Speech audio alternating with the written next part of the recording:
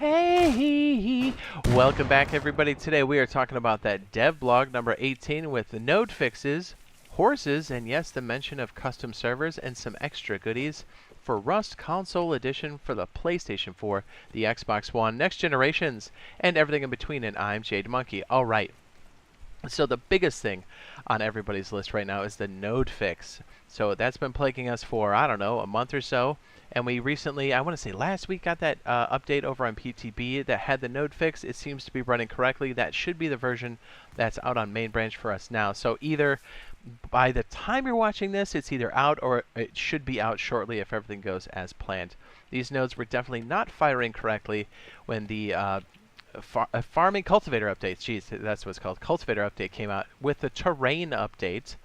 Not to be confused with the transportation train, that's different. But when that came out, the nodes were definitely not firing correctly. And so it looks like these have been fixed. This was causing like a huge imbalance to the game. So you'll be glad to know these are fixed. And if you've been waiting for this update, just know it's green light now. So you should be good to go. Knock on wood. I don't want to jinx it. Right, I haven't had a chance to play it on main branch yet, so we'll have to wait and see. So with this update comes a bunch of skin sets, and some of them here. This is our first legendary set. There will be 6 of these, but this marks our first mesh oriented or mesh changed skins. And that's significant because hazmat skins are the same way over on PC. So is this a nice prelude to maybe hazmat skins in the future? I don't know, maybe. We do know that they're going to add those at some point in the game. We still don't know the official timeline, but it's nice to see custom meshes here applied to the skin set. So I think it is going to be a prelude at some point. So these do look really sharp. I will be picking these up. And again, we'll go into depth with the rest of the skin sets later on in a separate video. Okay, so on to the dev blog, talking about our good friend, the horse. Yes. And also some of the stuff that has occurred. All right, so I apologize for this being broken up.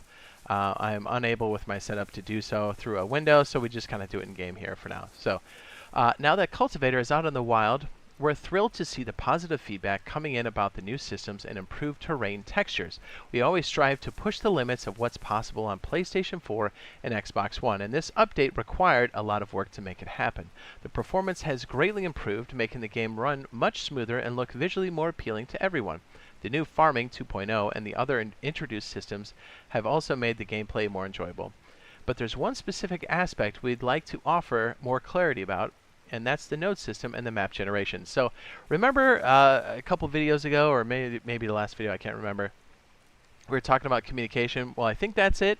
And kudos to them for maintaining the communication, but also going into depth on stuff like this. So this is definitely a step, more steps in the right direction. So kudos to them for doing this. All right, so with the new terrain and map generation changes, the way nodes spawn on the map has been affected.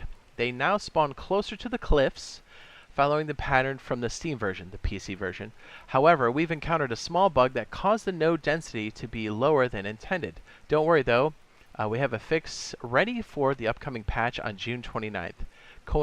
Coinciding with the monthly wipe, this fix will improve the node system and bring Rust Edition more in line with the Steam version.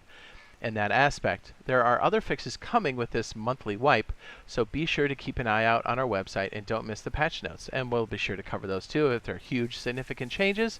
So here's the big one. So this is how we know horses are soon. We kind of figured they're going to be in July, but check it out.